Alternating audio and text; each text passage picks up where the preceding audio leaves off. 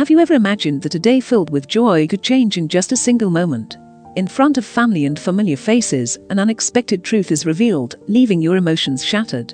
What seemed like an ending suddenly turns into a new beginning, one where you refuse to stay broken and instead rise stronger than ever. In that instant, you realize this story isn't only about loss, but about inner strength, dignity, and the courage to reclaim what truly belongs to you. And from this moment on, your family revenge story truly begins. If you want to follow more powerful and emotional stories like this, don't forget to stay with the channel, so you never miss a single twist. You grew up believing that family was the one place where love and safety could never be questioned. The warmth of simple dinners, the laughter shared over small victories, and the comfort of having someone to lean on, these were the treasures you carried in your heart. For a long time, you thought this foundation was unshakable. But as you will soon discover, even the strongest walls can hide cracks, and even the most trusted bonds can shift without warning. In the early years, everything felt ordinary yet precious. You remember those weekend mornings when the aroma of freshly cooked pancakes filled the kitchen, a sign that life, though modest, was full of care. Your parents, despite their differences, gave you the impression that you were loved. You held on to the small moments: birthday cakes with uneven frosting, a shared blanket during stormy nights, or stories whispered before sleep. These were not grand gestures, but they were enough to make you believe you were the center of the world. As you grew older, the atmosphere slowly began to change. Little things, almost invisible at first, signaled that life was shifting. Your mother, once so focused on keeping routines steady, began to appear distracted. Conversations at dinner turned shorter, her gaze often lost in thought. Your father, though present, became less of a constant figure and more of a distant memory, fading as work, distance, and circumstances pulled him further away. By the time you were a teenager, your family no longer felt the same. You tried to ignore the changes, convincing yourself that every family goes through difficult moments. Still, the silences in the house grew louder, and the smiles that once lit up your days became rarer. You carried the weight of unspoken words, of unasked questions. Why did things feel different? Why did your place in the family no longer seem as secure as it once was? The turning point came when your mother met someone new. At first, it seemed harmless, a name mentioned casually in passing, a story told with a spark in her eyes you hadn't seen in years. Soon, that name became a constant presence. He was described as successful, generous, someone who opened doors to a different world. A world of comfort, opportunity, and appearances far beyond what you had known. When she introduced you to him, you felt the shift immediately. His home was spacious, filled with luxuries you had never imagined being part of your life. The marble floors, the carefully decorated living room, the pool reflecting the glow of expensive lights, all of it felt like stepping into a dream that wasn't yours. And with him came new family members, children from a previous life who seemed to fit perfectly into this polished world. At first, you tried to adapt. You offered kindness to your new step-siblings, hoping they might see you as part of the family. You congratulated them on their accomplishments, shared in their stories, and tried to carve a small space for yourself at the crowded dinner table. But their acceptance never came. Instead, you felt like a guest, tolerated but never truly welcomed. What hurt more than their coldness was the way your mother changed. The woman who once counted every coin to buy you a gift, now spoke proudly of designer labels. The mother who laughed with you over silly mistakes, now laughed with others about a past she called struggle years. And when she did so, you noticed she avoided looking at you. It was as though your shared history had become a burden she wanted to leave behind. Still, you clung to the hope that her love for you had not disappeared. You reminded yourself of the long nights she worked 2 jobs, the times she made sacrifices for your sake. Surely, beneath the new clothes and the new smile, she was still the same mother who once held your hand when you were afraid. But as the days passed, that hope began to fade. The household you now lived in was full of conversations you couldn't join. They spoke of vacations, country clubs, private schools, and experiences you had never known. When you spoke, your words hung in the air for a moment before being politely acknowledged and then brushed aside. You began to feel invisible, present but overlooked, like furniture in a house that was never truly yours. And yet, you endured. Because despite the growing distance, she was still your mother. You told yourself that if you stayed quiet, patient, and understanding, she would one day remember what mattered most: you. But the gap widened with every passing season, and soon you began to wonder if the place you once held in her heart had been replaced by something else. Your life, which once seemed stable in its simplicity, was now filled with uncertainty. The friends you once had grew distant as you moved into a new neighborhood. The traditions you once cherished were replaced by routines that felt alien. And while everyone around you seemed to thrive, you found yourself shrinking, unsure where you belonged. Looking back, you realize this was the quiet before the storm, the part of the story where the ground shifts so slowly beneath your feet that you don't notice you're already falling. It was in this silence that the seeds of betrayal were planted, hidden beneath the surface until the day they would break open and change everything. You told yourself the silence was temporary, that the distance you felt could still be healed. Yet deep inside, you sensed something was shifting beyond repair. The smiles at the dinner table felt forced, the conversations circled around a world where you no longer belonged, and the very place once called home began to feel like borrowed space. You wanted to believe it was only a phase, that patience would bring your mother back to you. What you didn't realize then was that every small exclusion, every whispered secret, was leading toward the moment that would define everything. And then it happened. You told yourself the silence was temporary, that the distance you felt could still be healed. Yet deep inside, you sensed something was shifting beyond repair. The smiles at the dinner table felt forced, the conversations circled around a world where you no longer belonged, and the very place once called home began to feel like borrowed space. You wanted to believe it was only a phase, that patience would bring your mother back to you. What you didn't realize then was that every small exclusion, every whispered secret, was leading toward a moment that would define everything. And then it happened. The unease you carried silently turned into undeniable proof. One by one, the signs grew louder. There were dinners you were not invited to, weekend outings where you learned of the plan only after they had left, and whispered conversations that stopped the moment you walked into the room. Slowly, the feeling of being unwanted shifted from suspicion into reality. The sharpest sting came when the word family was used. Your stepfather would raise his glass at dinner and say, "Here's to family, to new beginnings." Everyone around the table would smile, clink glasses, and laugh together.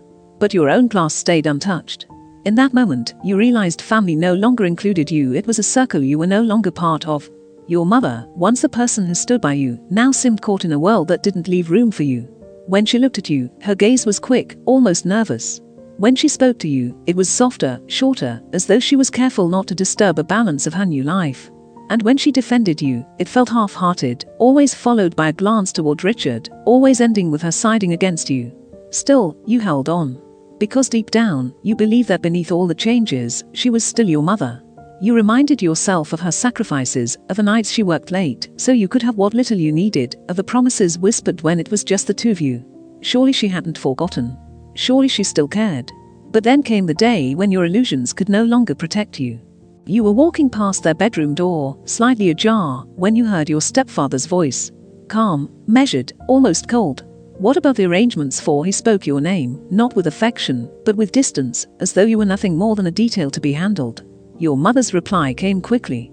"It's taken care of. She won't be a problem." Those words froze you in place. The hallway felt suddenly narrower, the air heavier. Your heart pounded as you tried to make sense of what you had just heard. She won't be a problem. Was that what you had become to her, a problem? Not a child, not a daughter, but an obstacle to be managed. For days afterward, you carried those words like a hidden wound. You wanted to believe there was another meaning, some explanation that would erase the sting. But every time you looked into her eyes, you saw the truth reflected back. She avoided your questions, changed the subject, and pretended nothing had happened. The distance between you had become permanent. The final proof came on the morning of the trip. The house buzzed with excitement as suitcases rolled across the floor, passports stacked neatly on the counter. Everyone was talking, laughing, making plans. But your name was never mentioned. When you looked for your passport, it was missing. When you asked about it, your mother brushed you off with a hurried "I have it in my purse." Yet as you stood at the check-in counter, the truth surfaced. 5 boarding passes were printed. 5 names appeared on the list. Yours was not one of them. Confused, you stepped forward. "There must be a mistake," close quote, you insisted. "I should be on the reservation." But the attendant only shook her head. "Only 5 passengers are booked." Your stepfather moved ahead with the others, not sparing you a glance. And then your mother pulled you aside, her face calm, her voice too steady. Then she placed money in your hand. "You'll be fine. You're mature enough to handle yourself." It wasn't just the money, it was the way she said it. Dismissive. Detached. As though she were excusing herself from the responsibility of being your mother. And before you could process what had happened, she turned away, rejoining Richard and his children. You stood there, watching as they disappeared through security, their laughter trailing behind them. She did not look back. Not once. For hours, you wandered the terminal in disbelief, clutching the bills she had given you. Around you, families embraced, children tugged at their parents' hands, couples whispered excitedly about their journeys ahead. And you, left behind, sat alone in a world that had moved on without you. It was in that stillness, in that ache of being unwanted, that something inside you began to change. The pain was sharp, the betrayal undeniable. But even as tears blurred your vision, a small ember of resolve flickered in your chest. If your place in her world had been erased, then perhaps it was time to begin building a world of your own. Your phone trembled in your hand as you scrolled through your contacts.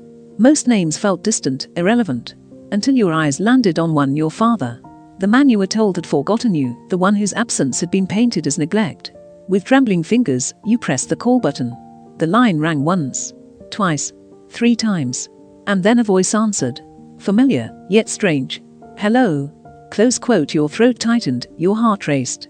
For the first time in years, someone was not turning away from you, they were turning toward you. And in that moment, though your tears had not yet dried, you realized something powerful. This betrayal was not your ending. It was your beginning. The moment you stepped out of the shadows of being unwanted and into the light of reclaiming your place in the story. This was where your revenge story quietly took root. Not in anger, but in determination. Not in bitterness, but in the strength to rise. The sound of his voice on the phone was both familiar and distant, carrying echoes of a past you had almost forgotten. For a moment, you could not speak. All the years of silence, all the doubts your mother had planted in your mind, came rushing forward. Then, with a trembling breath, you whispered, "Dad, it's me." There was a pause, heavy with disbelief, and then his voice softened. "Is that you, sweetheart? Where are you?" Close quote. The tears you had held back spilled over, words tumbling out in a rush. You told him everything: the new family, the way you had been fading into the background, the conversation you overheard, and finally the moment at the airport when your mother walked away. Your voice cracked as you admitted the truth. You had never felt so unwanted, so invisible. His reply was steady, resolute. "Stay exactly where you are. I'm coming for you." 3 hours later, as the night deepened, you found yourself waiting in a quiet corner of the terminal, your suitcase by your side, your phone clutched like a lifeline. Every minute felt endless. Doubts crept in. What if he didn't come? What if he had changed, or worse, what if he no longer wanted you? But then, across the crowd, you saw him. Older than you remembered, streaks of silver in his hair, but unmistakably him. His eyes searched the room until they found yours, and in that instant, all the distance, all the years of absence, seemed to collapse. He strode toward you, and though hesitation flickered in your chest, you couldn't stop yourself. You ran into his arms.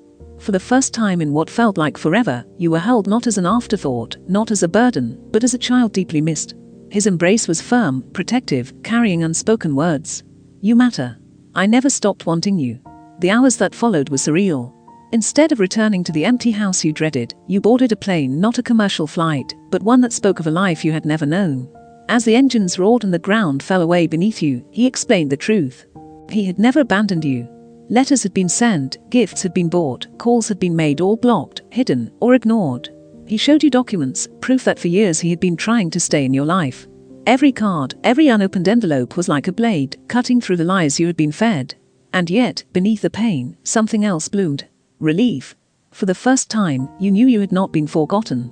When the plane landed, a new world awaited you. His home stood high on a hill overlooking the sea, a place filled with light and space. A room had been prepared for you, painted in soft colors, waiting as though he had always believed you would return. On the dresser sat unopened gifts, each one marked with the birthdays and holidays he had missed. It was proof that even in absence, you had never been erased from his heart.